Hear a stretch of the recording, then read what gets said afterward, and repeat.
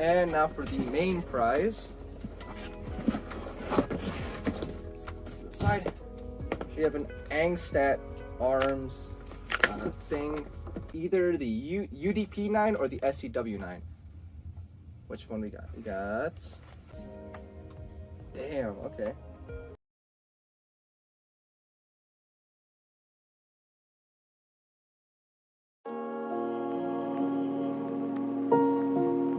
Hey everybody, Nick from Yourself Pros here, and it is finally time to take a look at this. If you haven't already seen it, which I highly implore that you do, I got this gun in the St. Patrick's Day evike Flash BOA, the St. Patrick's Day one, whatever. And that was months ago. That was like, oh my god, that was, I think it was 9 months ago, I think.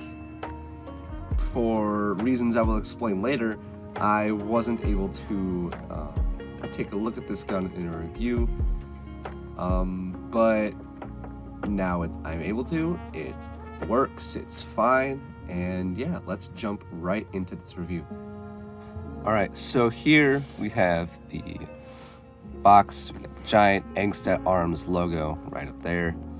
There's some other stuff on the sides here. We got EMG, Angstadt, S&T. They are the people who they manufacture this gun, right? EMG just rebrands them and puts them under Angstadt's trades with their permission. I should add some other stuff, and we can get this open.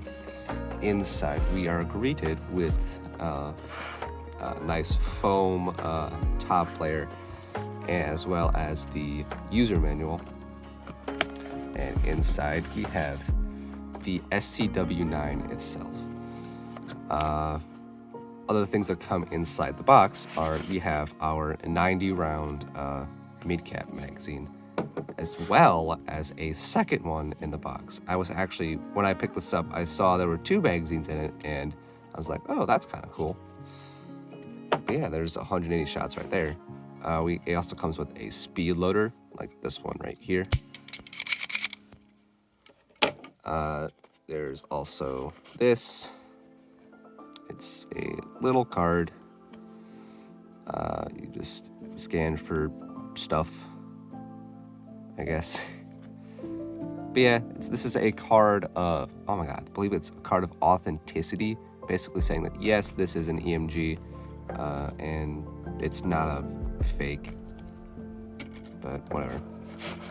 Yeah. Last thing to pull out is the SCW-9 itself. That couldn't. Alright, whatever. Move the box over to the side, and we can talk a little bit more about the SCW-9 itself. Taking a look at the manual real quick, it just kind of opens up like that. When we first open it, we are greeted with an exploded view of both the SCW-9 and the UDP-9, which is pretty cool. Flip this out, and we get all of the cool little basic things about the about both guns. It's pretty nice. Shows you how to adjust your hop, the different fire modes it has, how to adjust your stock, where the battery goes, how to adjust your sights, and other basic safety information as well. Now let's talk about this thing. I have a love-hate relationship with this thing. But to basically just kind of go over some of the externals, the receivers themselves are metal. The M-lock rail is metal. The grip is plastic. This grip is plastic. That's metal. That adjusts like this. You push this button down. It is a 6-position stock, actually. So I would just adjust that like that. I prefer at the longest setting like this, just because it is it's probably the best light to pull. Even though it's a 6-position stock, it's either here or here. There's no in between for me. It's either you have it on or you have it off. Fire selector right here. It is ambidextrous. We have fake bolt release. This does not lock back. But one thing I will say about this is one of the best sounding charging handles I've ever heard on a airsoft replica, aside from the LCT. That just sounds nice. Right here we have an extended mag release. The rail has QD points in both sides, QD sling points. There's one right here as well. We have our flip up irons, which are the rear one right here has 2 apertures. You can do either that one or this one, and it is adjustable for windage. This the front sight is adjustable for elevation. You can flip those back down. Flip them back down. There's a button right here. You push it in, and they go right down. The battery goes in here. Just squeeze these 2 tabs and flip this open.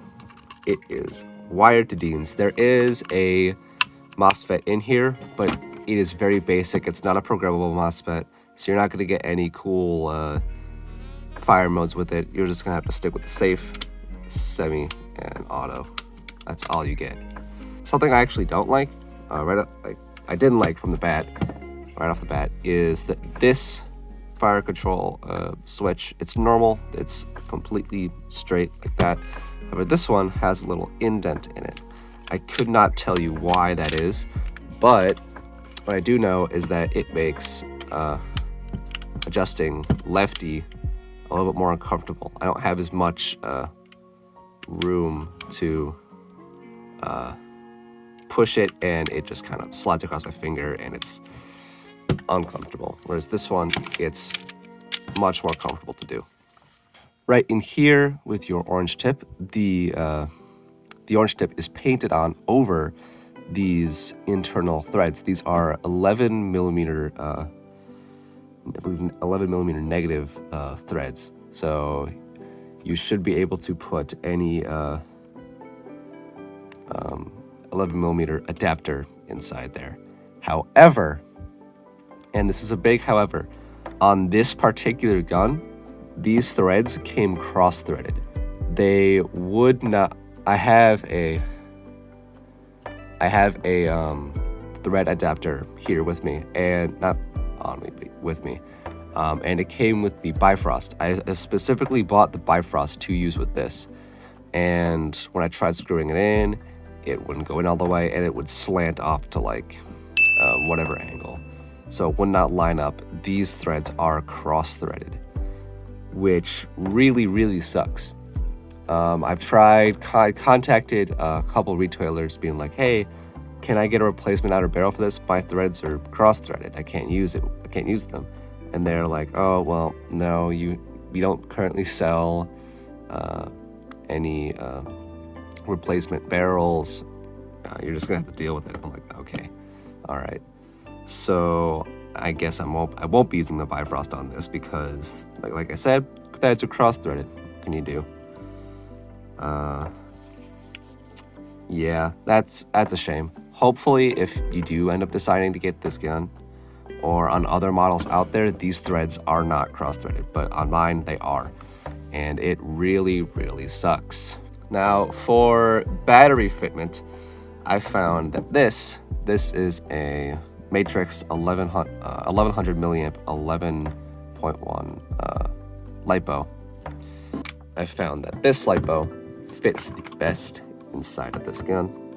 Just gotta plug it in, then you can shove that into the grip. It fits like a glove. It fits very nicely. Then I can just close this up, and we now have a battery inside the gun. on the UDP-9, this back end here is going to be a little longer, and that's where you're going to have your battery. It's going to be rear wired. This one, like I just showed you, is front wired. Let's take this outside. Let's chrono it. Let's shoot it. See how it performs. All right, you guys, we are now outside. We have the SCW-9 right here. I have both magazines fully loaded. And we're going to start with a chrono test real quick. I have this on 0.25s. Let's see how this goes. 287. 287.2.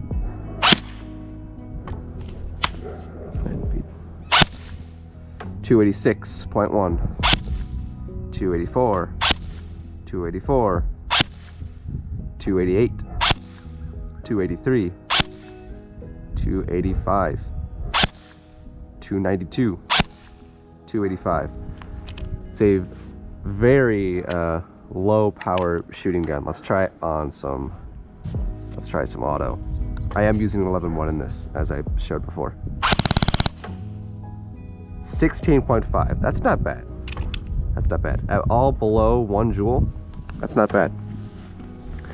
Let's take a couple shots at the tree. Right up there, and flip up my sights.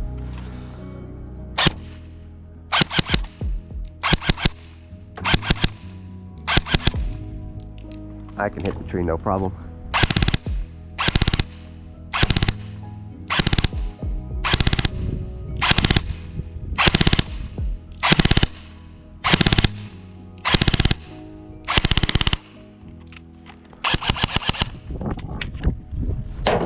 We have one more mag on us. Let's have a little more fun.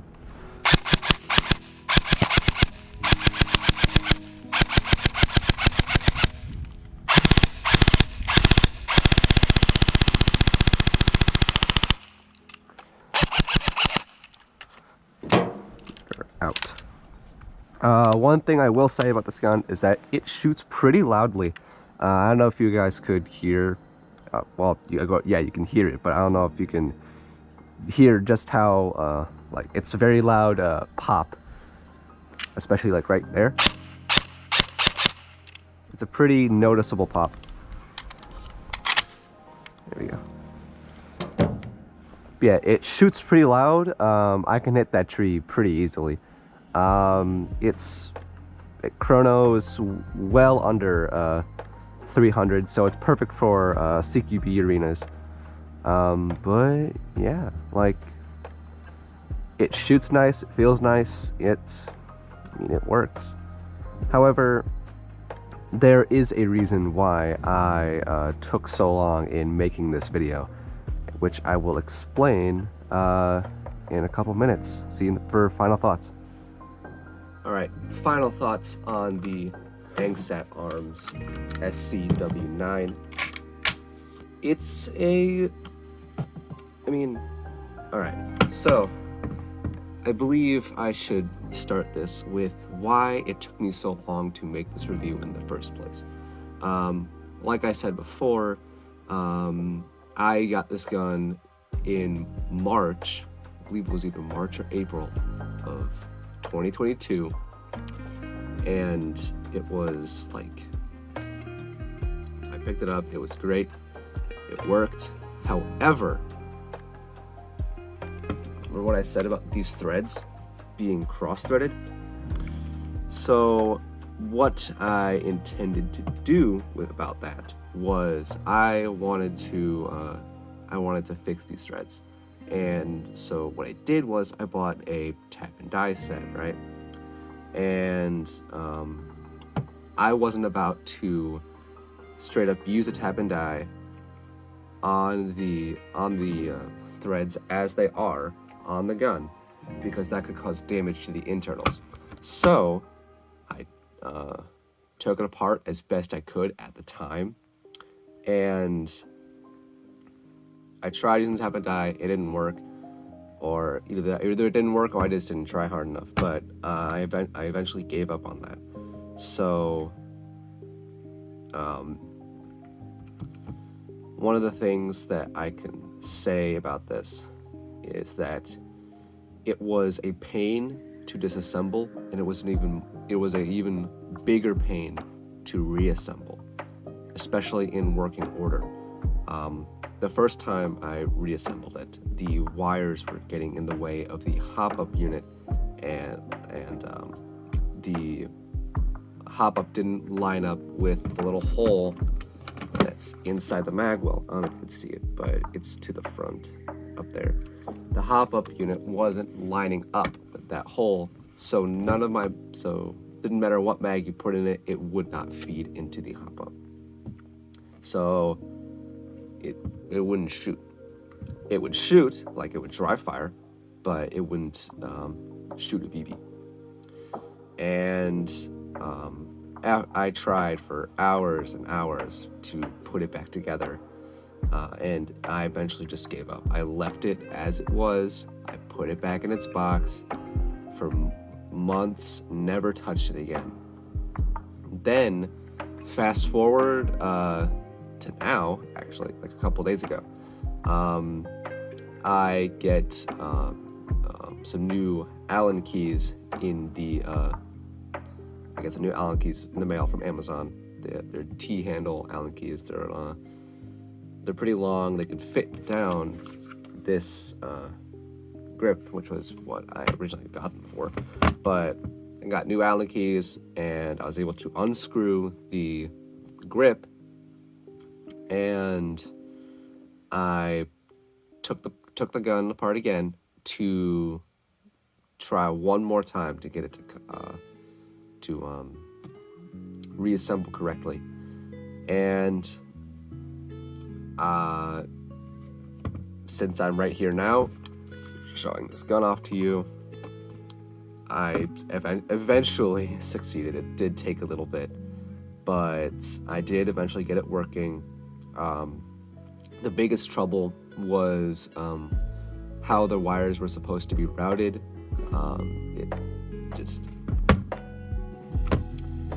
So if you know what you're doing, then yeah, go crazy on disassembling this. I didn't, or at least I thought I did, but I ended up making things worse inside, and so I just left it as it was, and then I picked it back up, I got it working, it's all good. But yeah, 9 months, that's a long time. I gave up on this gun. I was pretty much ready to sell it as boneyard because I just couldn't get it working. Eventually though, I did, and it's all fine and dandy now. With that being said, now that it works, it works pretty well. I did notice while I was shooting this off camera before, I put like little over 4 mags through it, and I noticed that the battery in here got pretty hot, and the motor got pretty hot, and I was just of course I was spamming semi. I had an auto. You kind of expect your motor to get hot and your battery to get hot if you do that, but the battery was, if I was using a 7.4, I guarantee you it wouldn't have gotten as hot. This 11.1 that's inside here right now, actually, I haven't taken it out yet, but the 11.1 that's in here, I have, is the only battery that I have that will fit in here. I have yet to find a 7.4 PEC battery to fit in this thing. But on an 11.1, it runs, and it runs fine. Like I was saying before, on 0.25s, it was getting below 1 joule, like around 0.96, 0.98 joules, under 300 FPS. So it's perfect for indoor play, especially the indoor field by me, which is, I believe it's an FPS cap of like 360, I'm pretty sure. but this fits well under that. I could use this indoors if I wanted to, which I don't know why you would want to use this outdoors. It's a very indoor oriented gun. But yeah, not being able to run the Bifrost on this, it's a pain. And I can't just get a replacement outer barrel, or I can, however, I've yet to find one that has a little cutout. So the outer barrel has like a little cutout on the bottom, right? And that's for the wires to be able to route to the front and feed into the grip. I can't just go and buy any old barrel to throw on here because not all of them have that little cutout, and I've yet to find one that has said cutout. So until I find a 4-inch barrel that has that little cutout, I can't run the Bifrost on this, which really sucks because that's what I bought it for. But oh well, you win some, you lose some, I guess. But now that I have this working, it works perfectly fine. I quite like the externals on it. They feel nice. The gun itself feels nice to use. I have to use this in the stock in its fully retracted position because any smaller, it gets cramped. I can't do it. It has to be up here. And yeah, I'm pretty sure this thing has a quick change spring. To get to it, you just push down on that button. I'm pretty sure. Twist it. There's a way it comes off. Oh, whatever. But there's a way that comes off, and inside, I believe there is a quick change spring.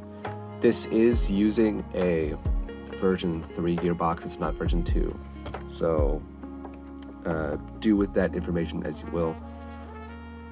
But, I mean, yeah, aside from, like, the whole 9-month thing, the gun performs well out of the box. It shoots perfectly for indoors.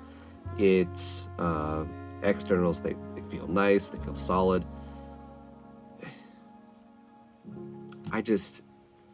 The 9 months just kind of left a sour taste in my mouth, and who knows, maybe I just got a bad one. Let's just say I just got a bad one, right? I got a bad one.